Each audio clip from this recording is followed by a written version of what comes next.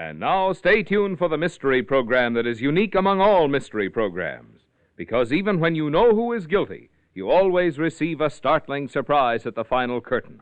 In the Signal Oil program, The Whistler.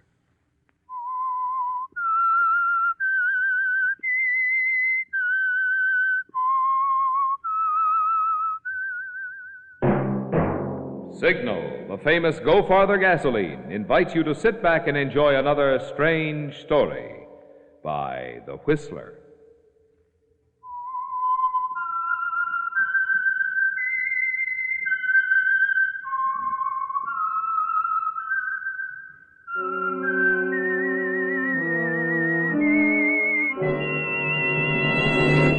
I am the Whistler, and I know many things, for I walk by night. I know many strange tales hidden in the hearts of men and women who have stepped into the shadows. Yes, I know the nameless terrors of which they dare not speak. And now for the Signal Oil Company, The Whistler's strange story, The Witness.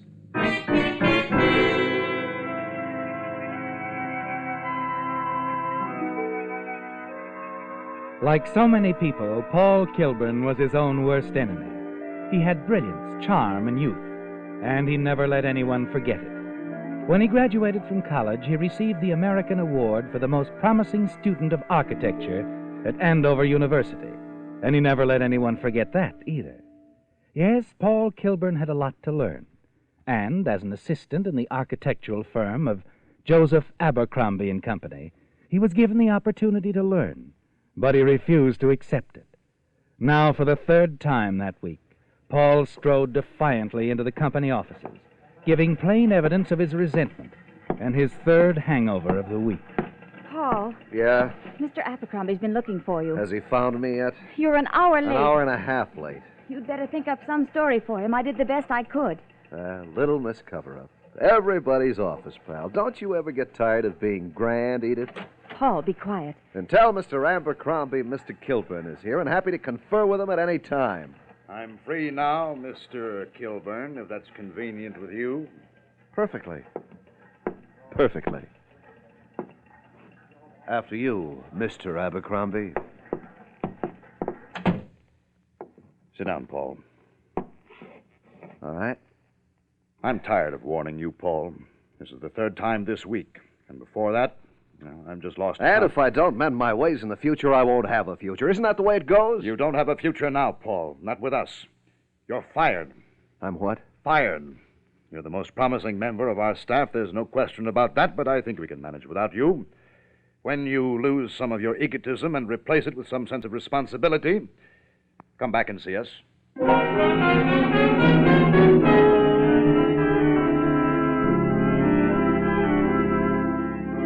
You didn't expect that, did you, Paul? Joseph Abercrombie and Company was to be a mere stepping stone for you, a lull before the storm of success, but not now. You keep up your front of careless indifference, even when Edith insists that the two of you go out for a cup of coffee together. But inside, you feel like a whipped schoolboy, don't you, Paul?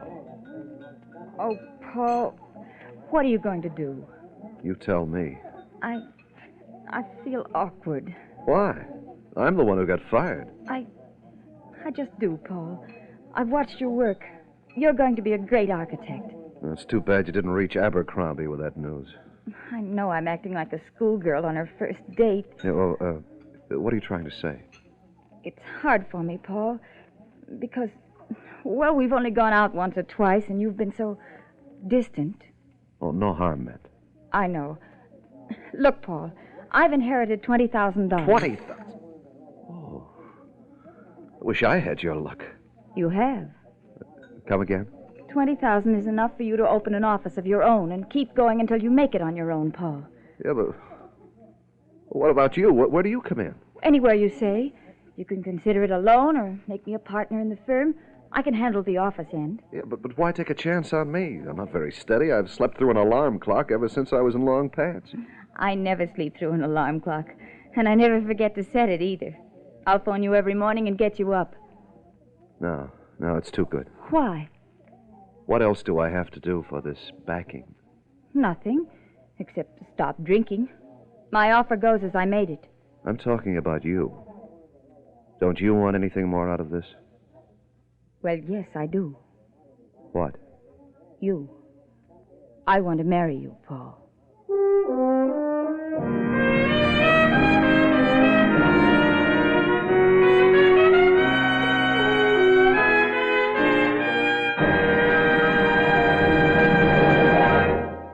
When you hear a commercial on the radio, you naturally assume it was written by some advertising man, don't you? Well, frankly, friends, the best commercials about Signal Ethyl are written by you drivers yourselves. Here's what I mean. All I have to do is spend a little time around a signal station. Pretty soon in drives the owner of a shiny new car who boasts, "That Signal Ethyl sure brings out all the pep and power they build into these new high-compression motors." "Well," answers the owner of a 42 model, "this baby may not be new, but it sure runs like it with Signal Ethyl." Then a tourist who had stopped for one of Signal's free maps chimes in, "The thing I like about Signal Ethyl is the way it takes me over these big western hills without shifting or clattering." Well, the only trouble, friends, is that there isn't room in one commercial for all the enthusiastic things drivers say about the premium grade of Signal's famous Go Farther gasoline. To discover them all, you'll simply have to try a tankful of this super powerful super fuel, which is the best idea anyway. Try a tankful. Then let its performance in your car write the best commercial you've ever heard about Signal Ethyl.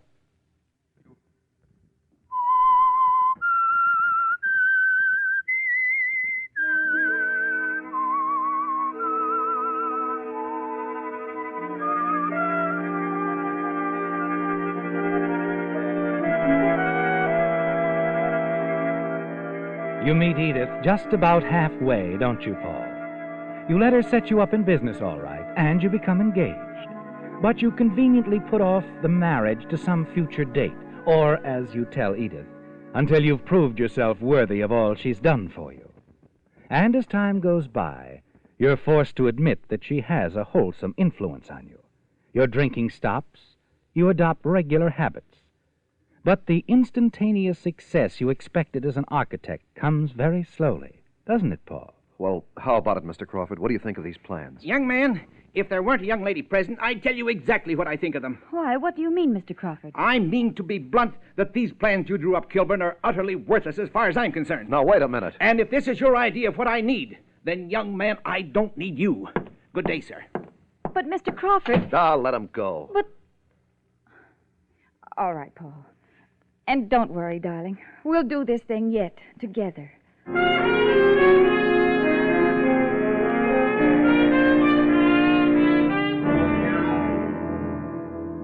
I'm sorry, Kilburn. I don't like to go into this on the phone, but these plans of yours just won't do. So far, I see no indication that you want to incorporate anyone's idea except your own. Well, if you have such hot ideas of your own, why did you come to me in the first place? That's odd, Mr. Kilburn. I was just about to ask myself the same question. Why, the... Oh, Paul, you shouldn't get so angry. You shouldn't... I don't need guys like that. Yes, you do, darling. We both need them. A lot of them. And somehow we'll get them, too.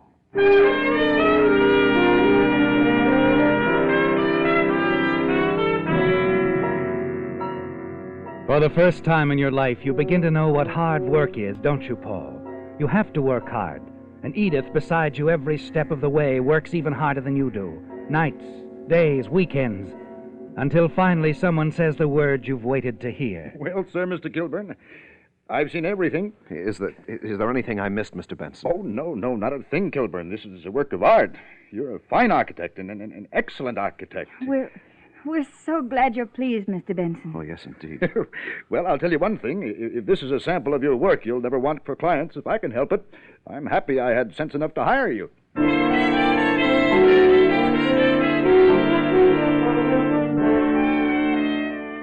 And that's just the beginning, isn't it, Paul? The Benson contract was a big one. And from that, others began to come in. After a while, you become used to the idea of success.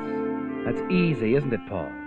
But getting used to the idea of marrying Edith one day is something else again. But you don't really want to lose Edith completely. She's so convenient, still phones you every morning to get you up, takes care of all sorts of annoying details at the office. Even you have to admit she's a big part of your success. But you can't put her off indefinitely, can you, Paul? And one afternoon about a month later, as Edith comes into your workroom, you have no way of knowing that the time of decision is near at hand. Someone to see you, Paul. Shall I tell her to wait? Her? Patricia Wilson. Never heard of her. Everyone else has. She's a tobacco heiress. Just flew in from Rome a few weeks ago. And she's very pretty. Oh, money and beauty. Both, I'm sorry to say. Oh, by the way, I'm sending your drawings to the International Society of Architects and Designers competition. Okay, if you say so. Nothing to lose and 10,000 to gain. To say nothing of all the honors. No, suit yourself. And you can send that tobacco heiress in. Oh, I'm in, Mr. Kilburn. I'd have been in earlier if I'd known that geniuses come so young and so handsome. Well, I'd have come out, Miss Wilson, if I'd had any idea the tobacco leaves had such a lovely flower. We'll get on. Excuse me. Of course, Edith. Sit down, Miss Wilson. I will. Now I know I want you to design me a house. That's good. Yes, it is. And I know exactly what I want. And architecture's one of my hobbies. Can't you leave the architecture to me? Well, what would I do for a hobby, Mr. Kilburn? Find another one. Like, horseback riding, say. When? Well, let's see now. Excuse me, Paul. Yes, what is it? The contractor at Silver Lake House is on the phone. It's about some trouble with the pegged flooring. Why trouble? There's nothing to putting that in. Perhaps you'd better talk with him, Paul. No, not now. Tell him... tell him I'll be out there right away. All right, Paul. I'll call the parking lot and have them send your car around. Yes, do that. I'm sorry, Miss Wilson. Not at all. I like spirit in my architects. Well, this contractor's always telling me something can't be done. I know all about pegged floors. Practically put them in my house by myself. Now, where were we? You just suggested horseback riding, and I just asked when. But I'm going to take back my question. Oh? Mm-hmm. Make a statement out of it. We'll go riding Sunday, Paul.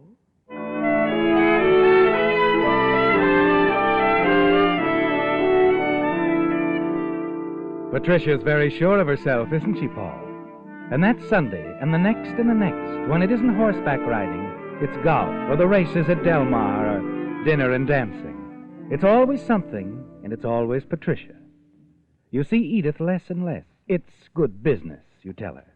Patricia's wealthy, and she knows everyone worth knowing. Edith never says anything, and you push her hurt, suffering looks to the back of your mind. But Patricia's not so generous with her.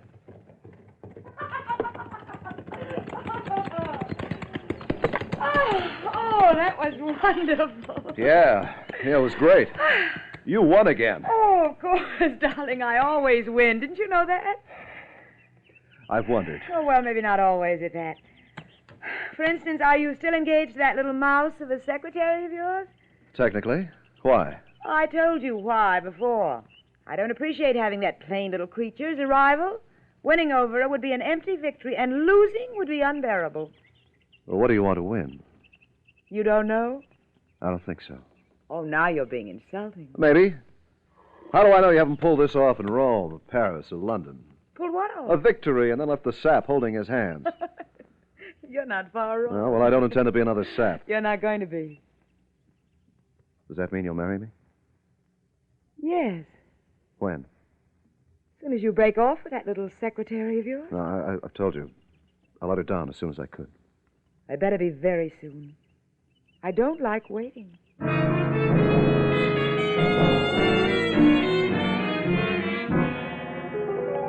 You try, Paul, but you can't bring yourself to do it. Too many people know how much Edith has helped you when you were down and out. And besides, deep down, you're too much of a coward to tell her the truth. And on Monday morning, you come into the office late with a hangover. Good morning, Paul. Hello, Edith. I warn you, I'm about to do something I never did before. Yeah, what? I'm going to kiss you right here in this Oh, office. no, please, Edith, no. Stop it. All right. Maybe I should have told you about the telegram before I tried to kiss you. What, the telegram? Yes. Listen. Mr. Paul Kilburn, congratulations. The International Society of Architects and Engineers is pleased to announce that your designs have been selected as the most original and creative in the field of architecture. You have been named the Society's Architect of the Year. The award will be made officially on Sunday, July 15th at the Stratton Club in a banquet to be tendered in your honor. H.M. Wakefield, President. Do I get that kiss? Yeah. Oh, Paul, I'll be so proud when I watch them present you with the diamond pin and the $10,000 at the banquet. Of course. I'm sure you will.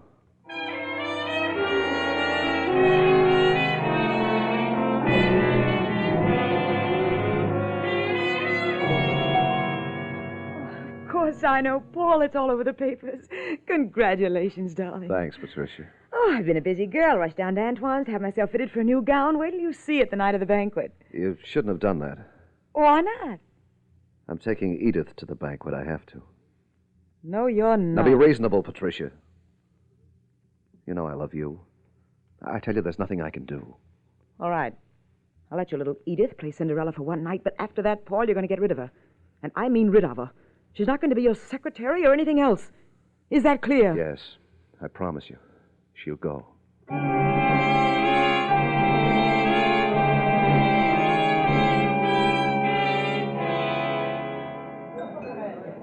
The banquet is a gala affair. You and Edith are in the seats of honor at the first table.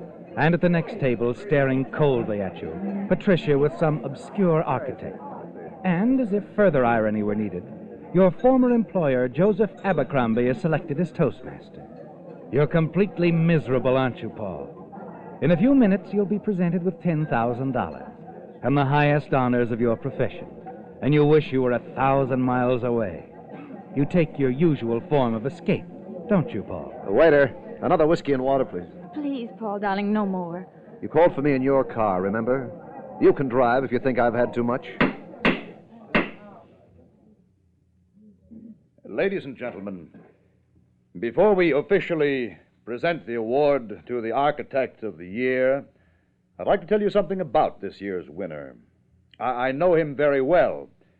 I had the honor, if I can use that word, of being the only man to have fired him. But I'm not ashamed to say that he proved himself a better man than I. Before I say any more about him, however, I would like to pay homage to the woman behind the throne.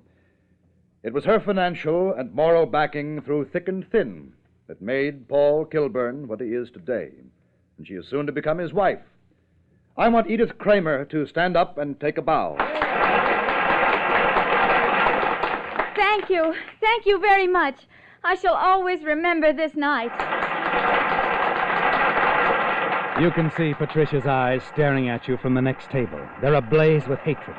And there's nothing you can do but sit there and smile mechanically.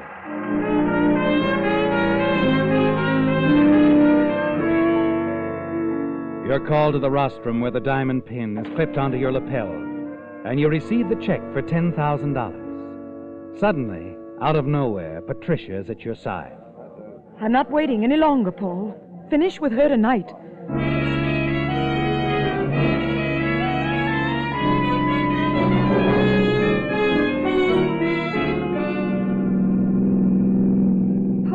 Please don't drive so fast. Look, you told me to go ahead and drive. Now don't tell me how to do it. All right, dear.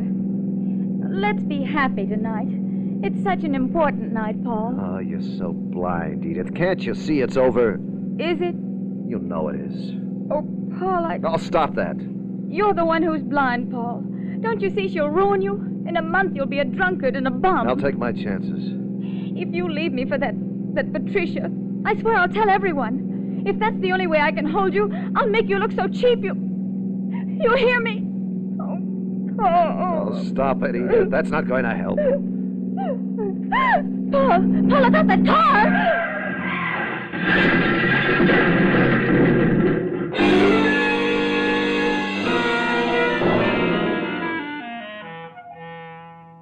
Are you all right? Yeah, I guess so.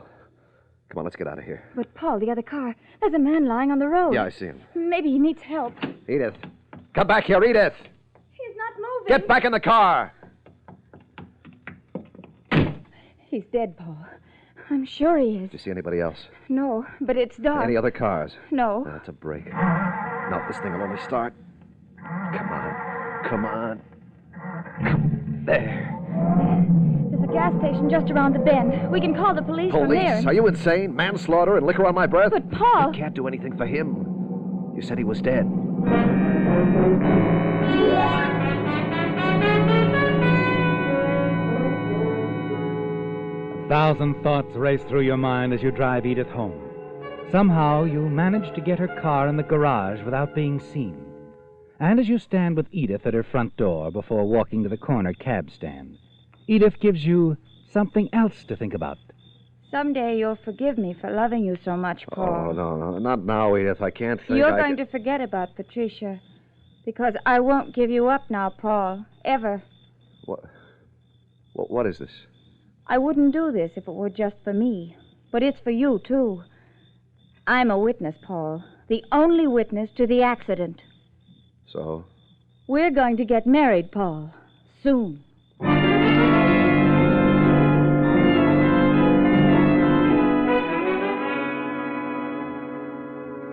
She means it, doesn't she, Paul? All the way home in the taxi, you think how much she means it. Inside your own home, a swirl of thoughts engulf you. The accident. Edith. Patricia. Drunk driving. Hit and run. Patricia. Edith. An hour passes. 2. Then one thought emerges clear and demanding, and you know what you must do.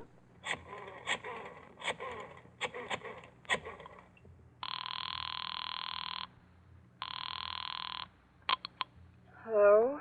It's Paul, Edith. I want you to come over right away. Paul, what's happened? Nothing. We're going to be married, that's all. Paul, it's 3 in the morning and you... I'm fine. I'll just throw a few things in the bag and grab a cab and come over. I'll pack my bag, and by the time you get here, we'll take my car and drive south. Darling.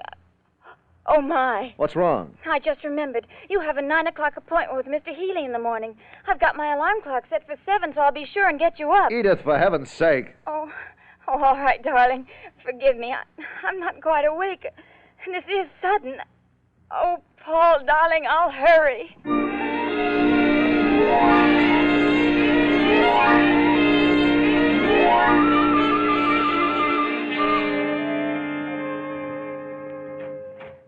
I came as soon as I could, Paul. I hope you haven't changed your mind. No, Edith. I haven't changed my mind. Oh, Paul. Paul, I'm so happy. Paul, no.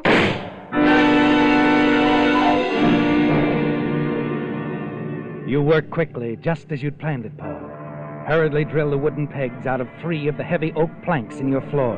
Push them aside and stuff Edith's body in her suitcase into the 18-inch clearance underneath. This will do for now, won't it, Paul? Until you have more time to safely dispose of the body. You replace the planks, hammer in some new pegs. Then you reach for the phone.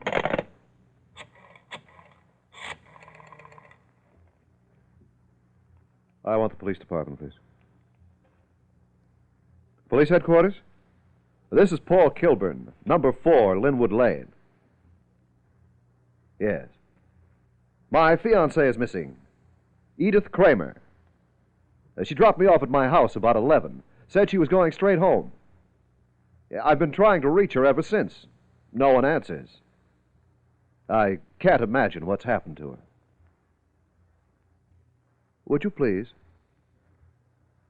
My number is East Hills 49283.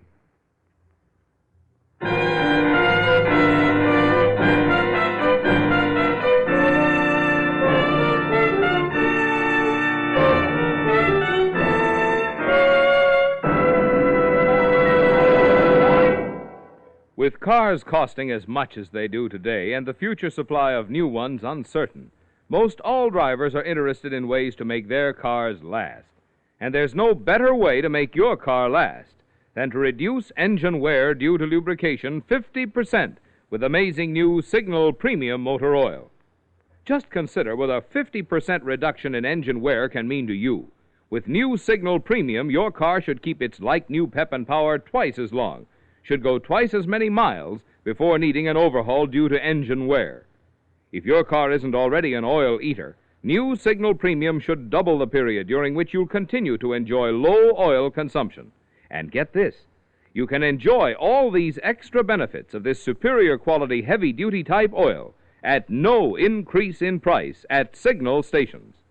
So if you want to keep your car's performance up and expenses down for a long time to come, you know the oil to change to. New Signal Premium. You know where to get it.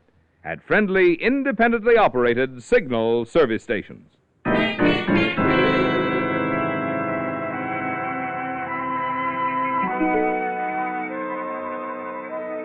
Well, Paul, it's all over, isn't it? Edith Kramer's dead.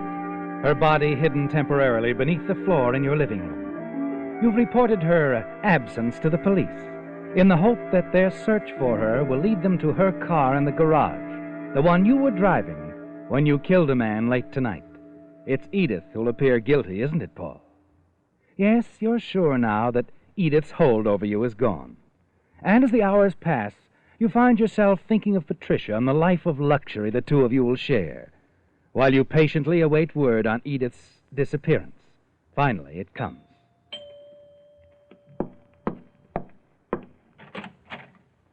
I'm Lieutenant Nicholas. You're, Paul Kilburn? Oh, that's right. Come in, Lieutenant. Have you found her? No, not yet. But I'd like to. Looks like she killed a man last night. What? Hit-and-run accident. Edith? Oh, that's impossible. We found her car in her garage. It looks like an accordion. It's the car, all right. Oh, but where is she? Skipped out. At least her bedroom looks like it. But we'll find her, and we'll have you to thank for it when we do. Me? Yeah, if you hadn't reported her missing, we'd never have found her car. Oh, yes. Yes, that's right. What time do you have now? Now, just about 7 o'clock. Yeah, been a long night, hasn't it? Mind if I use your phone? No, not at all. What's that? My alarm clock in the bedroom. It doesn't sound like it. Wait a minute. It's right here, under the floor. I'm standing over it. The suitcase. What's that? Nothing. Nothing at all. What's an alarm clock doing under your floor? Well, you see, I believe I'll just find out for myself, Mr. Kilburn. Oh, Sergeant. Yes, Lieutenant? Come in, will you? I want you to help me tear up some floorboards.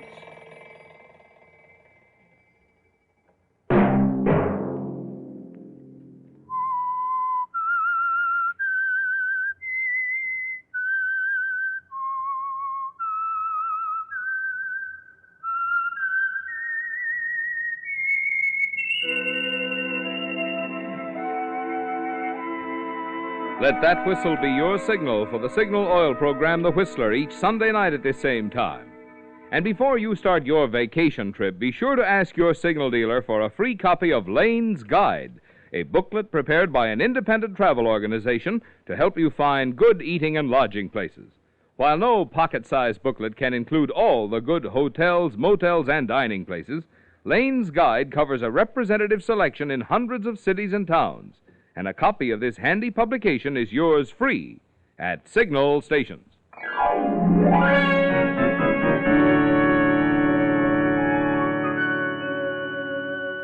Featured in tonight's story were Bill Foreman, Hy Averback, Eve McVeigh, Betty Lou Gerson, John Daner, and Jess Kirkpatrick. The Whistler was produced and directed by George W. Allen, with story by Meyer Dolinsky, music by Wilbur Hatch, and was transmitted to our troops overseas by the Armed Forces Radio Service. The Whistler is entirely fictional, and all characters portrayed on The Whistler are also fictional. Any similarity of names or resemblance to persons living or dead is purely coincidental. Remember to tune in at this same time next Sunday, when the Signal Oil Company will bring you another strange story by The Whistler. Marvin Miller speaking for the Signal Oil Company. Stay tuned now for the Horace Heidt Show, which follows immediately over most of these stations. This is CBS, the Columbia Broadcasting System.